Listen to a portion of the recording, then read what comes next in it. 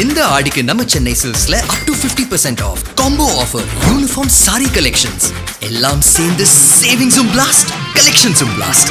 நம்ம தி சென்னை சில்க்ஸ். தமிழ்நாட்டுல எல்லாமே சேஞ்ச் ஆயிடுச்சு. உங்க நகையையும் சேஞ்ச் பண்ணுங்க. உங்க பழைய நகைக்கு கிராமுக்கு 150 ரூபாய் கூடுதலா வாங்கி புது நகை எடுத்துக்கோங்க. அதே கம்மி சேதாரம் தான் உங்க லலிதால மட்டும்தான். ஹாலிடேஸ்னாலே அது நம்ம ஜிடி ஹாலிடேஸ் தான். GT Holidays, South India's #1 travel brand.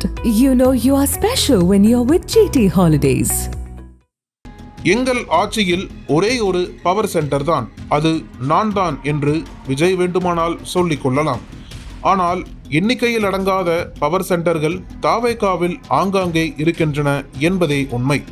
Vijay அருகில் உள்ள ஓர் அரசு அதிகாரியை வைத்துக்கொண்டு ஒட்டுமொத்த ராமநாதபுரம் மாவட்ட நிர்வாகத்தையும் தாவேகா கட்சியையும் ஆட்டி படைத்து வருகிறார் ஒருவர். கட்சியில் எவ்வித பொறுப்பிலும் இல்லாத ஒருவரின் இந்த அட்ராசிட்டிக்கு முதல்வர் விஜயின் பாதுகாப்பு பிரிவு மற்றும் புலனாய்வுத்துறை DIGயே காரணம். தாவேகாவின் ராமநாதபுரம் மாவட்ட செயலாளர்களாக ராமநாதபுரம் கிழக்கு மற்றும் மேற்கில் முறையே மலர்விழி ஜெயபாலாவும் மன்மதனும் அதிகாரப்பூர்வமாக நியமிக்கப்பட்டனர்.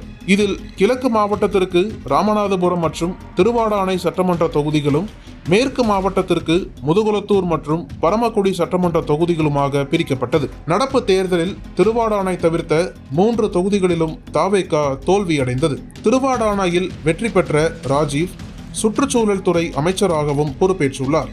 மாவட்டத்திற்கென பொறுப்பு அமைச்சர், மாவட்ட செயலாளர்கள் இருப்பினும் அரசு அலுவலர்களையும் கட்சியினரையும் ஆட்டி படைப்பவர் பரமக்குடியில் போட்டியிட்டு தோல்வியுற்ற கோபிராஜன் என்பவரே. இவரது உடன் பிறந்த சகோதரர் முதல்வர் விஜயின் பாதுகாப்பு பிரிவு DIG தர்மராஜன் என்பதுதான் இத்தனைக்கும் காரணம் என்கிறார்கள் பரமக்குடி தாவைக்காவினர். பரமக்குடி தனி தொகுதியில் போட்டியிட ஆளில்லாத நிலையில் தனது பேட்ச்மேட்டான DIG தர்மராஜனிடம் பேசி அவரின் சகோதரர் கோபிராஜனை சென்னையிலிருந்து பரமக்குடி தொகுதிக்கு இறக்குமதி செய்தார் அமைச்சரான அருண்ராஜ். கோபிராஜன் பிரச்சாரத்தில் ஆர்வம் காட்டாமலும் கிராம பகுதிகளுக்கு பிரச்சாரத்திற்கு செல்லாமலும் தவிர்த்து வந்தார். பூத் கமிட்டி கூட்டத்தை கூட கூட்டவில்லை. எனவே 4000 வாக்குகள் வித்தியாசத்தில் திமுகவிடம் தோல்வியடைந்தார்.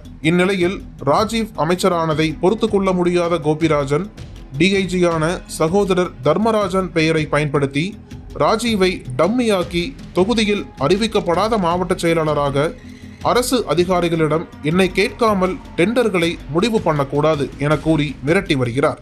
இது குறித்து தாவேகா கோபிராஜனிடம் விசாரித்ததற்கு என்னை ஒன்றும் செய்ய முடியாது, எனது தம்பிதான் முதல்வர் விஜய்க்கு பாதுகாப்பு அதிகாரி என்று முஷ்டி முறுக்குகிறார். அமைச்சர் ராஜீவ் இது குறித்து தலைமைக்கு புகார் கடிதத்தை எழுதும்படி மாவட்ட செயலாளர் மன்மதனிடம் கூற அவரோ எனக்கு எதுக்கு வம்பு என்று ஒதுங்கி இருக்கிறார். இப்படியே போனால் இந்த மாவட்டத்தில் கட்சி அழிந்துவிடும் என்பதால் தலைமைக்கு இது குறித்து கடிதம் எழுதியிருக்கிறோம் என்றார் முதுகுளத்தூர் சட்டமன்ற தொகுதியைச் சேர்ந்த தர்மர். இது இப்படி இருக்க மாவட்டந்தோறும் பொறுப்பு அமைச்சர்களை நியமித்து பொறுப்பு அமைச்சருக்கான பட்டியலை வெளியிட்டது தாவேகா அரசு.